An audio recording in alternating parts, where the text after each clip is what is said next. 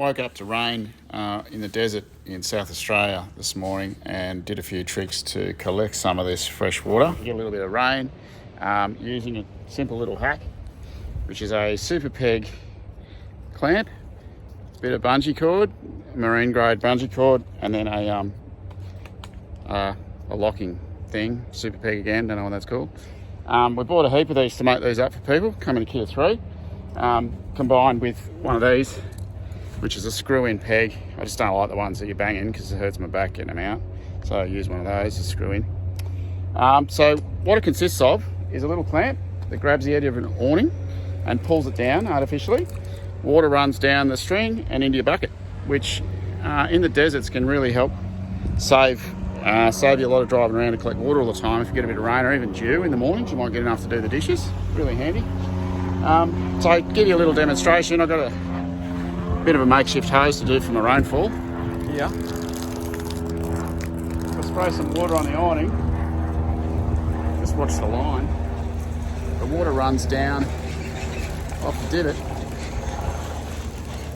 and I'm going a bit hard there, hang on. It's probably more like rain now. Down the line and into the bucket. Now, not all of it, but I'd say 80% fits the bucket pretty well. Bit of a close-up. I mean, I collected quite a bit of water pretty quickly. Yeah, it also stops any pooling in the awning. I mean, you can do it without the string, of course. You can do it with a million different ways. We just put it all together to make it easy for people.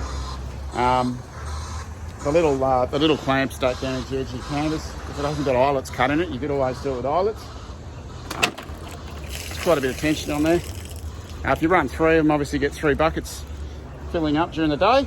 The reason we use the bungee cord rather than rope and a spring on the end is because you can't tangle that. I don't know if any of you use the springs. You put it in your bag, you get it out, it takes you an hour to untangle it before you can use it. These things just don't tangle, so a lot easier. But anyway, that's our little, I don't know, suspension, what would you call it? I don't know, awning, clip, suspension kit. I'll come up with a name. Anyway, I'll put it on the website. Called it the Tough Touring Bungee Guy Rope Set. How's that go? Anyway, sorry for the bad haircut. I did cut it myself, and yeah, I couldn't reach around the back. Hope you enjoyed the video. You want to be in a video?